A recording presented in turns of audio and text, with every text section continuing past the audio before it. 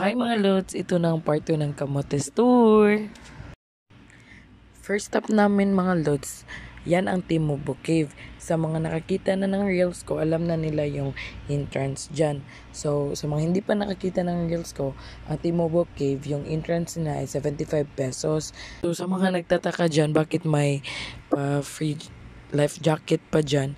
Kasi sa mga di nakakalam, sa Timubo Cave, doon sa ibaba, yung tubig napakalalim. Kaya para sa safety purposes, kaya may life jacket na lang para maiiwasan yung mga aksidente. So, lakad-lakad lang kami dyan mga lods. Wait nyo lang para makita yung view.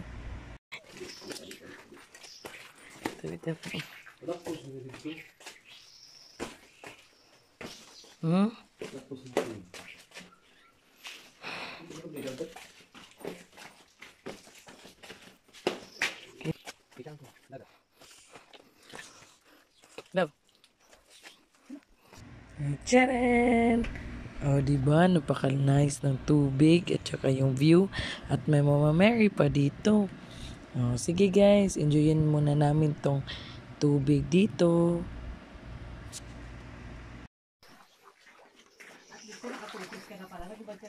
Oo. O, tingnan mo. Hanggang dito. Ang sarap ng tubig. Ang sarap ng tubig doon. Oo.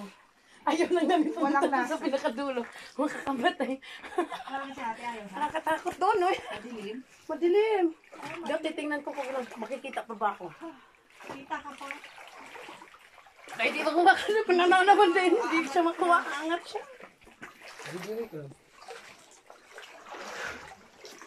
Sarap. Dali ka, gusto eh. Tulungan kita. So, tapos na kaming maligo guys. Punta na din kami sa next tourist spot. 'Di ba? Patawa-tawa lang kami diyan guys, pero super hingal na diyan. Parinig ko sa inyo yung original na clip namin.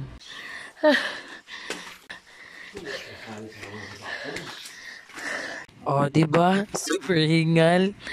So next guys, sa tabi ng Timubo Cave, nandun yung souvenir shop. Namimili kami doon. May isang item talaga na capture. Guys ko guys, sorry. Diyan guys, mapunta na sana kami dyan sa Tulang Diyot. Tapos yung Tulang Diyot, di afford namin guys. Kasi sobrang mahal. Kaya nag-decide na lang kami ni Boyfriend na wag na lang tumuloy doon sa isla. Mag-picture-picture na lang sa area na yan. If I'm not mistaken guys, 200 ata per box one way. Bali dalawa kami, so 800 back and forth. So kaya na-decide namin di na lang tumuloy. Nandito na tayo sa Lake Danau guys. Entrance fee is only 50 pesos. So here in Lake Danau, you can eat here. So dito kami nag-lunch, nag-do some activities. So kayo guys, kung pupunta kayo dito, pwede kayong mag-zipline, mag-boating, mag-fishing. So kami guys, nag-lunch lang kami dito, nag-picture-picture. Yan lang guys, nag-sightseeing.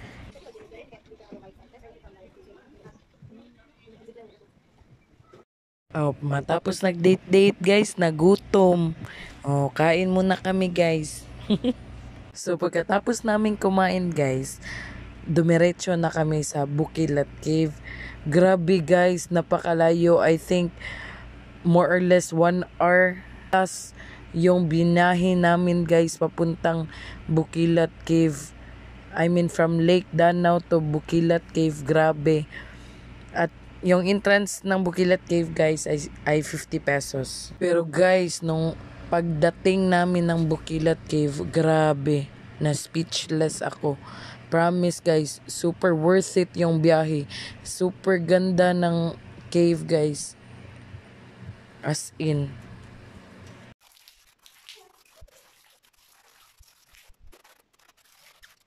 Cave.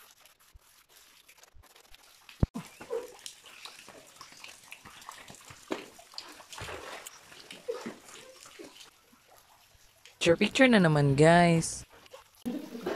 Ligo muna kami guys.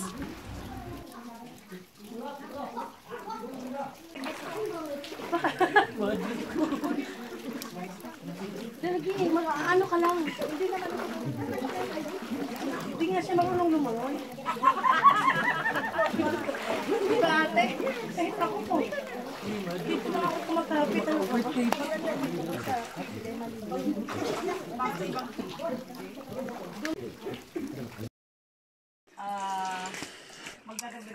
Ito may video. Gi-video ni mo?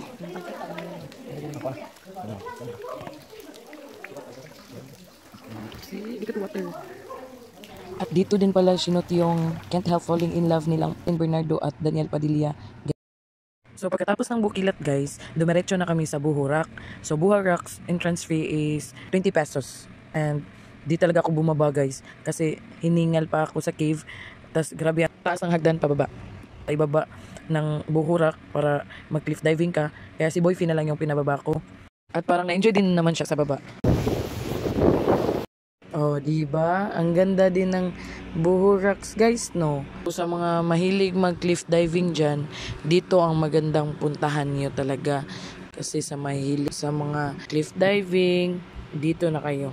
Ako, di ako mahilig mag-cliff diving, kaya di na lang ako bumaba. And then, second to the last na pinuntahan namin, guys, is Mangodlong Rock. Ang entrance fee niya ay 30 pesos each. Ganda din ang view dito, guys.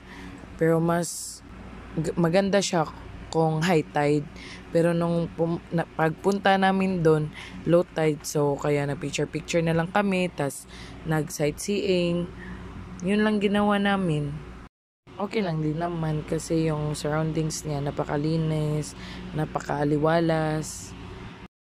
So, worth it pa din yung 30 pesos. At grabe guys, napakadaming Instagrammable location nila dito, yung sa coconut tree or basta everywhere guys. Dami mo pwedeng pagpicturan or pag selfie or pang profile pic nyo.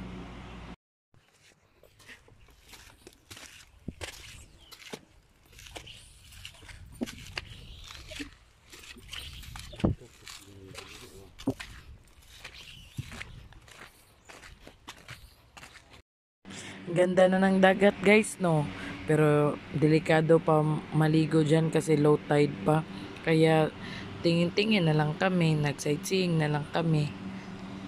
Maybe next time. Di pa kasi pwede gumamit ng slide kasi low tide pa. No choice. Di rin kami makaligo dito sa Mangodlong Rock. So nag-decide na kami ni Boyfie na pumunta na lang kami sa next stop namin. So finally, we're here in Santiago Beach. So free lang ito guys. Free lang talaga siya guys. Dito talaga yung pinaka-last namin na inistapan kasi sabi nila super ganda daw ng dagat dito. Malinis, tsaka free pa. Kaya ito na guys, andito na kami. So since maganda yung view guys, so mag-feel model kaming dalawa guys. So, pagbigyan niyo na kami guys. So ito guys, pasakay na sana kami ng barko from Motes Port to Danao Port. Nakita namin to guys, super laking puto. Puto to tawag sa amin. Di ko alam kung anong tawag sa Tagalog nito. Pero guys, na-amaze ako ang laki.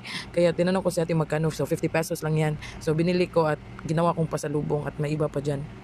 So, yun na lahat guys. So, yung part 1 is room tour namin sa included sa tour package namin na 2,000. At itong pinuntahan namin ng mga tourist spot sa Camotes. Yun na yun lahat. Diba super worth it? Thank you for watching guys. Till next time. Bye!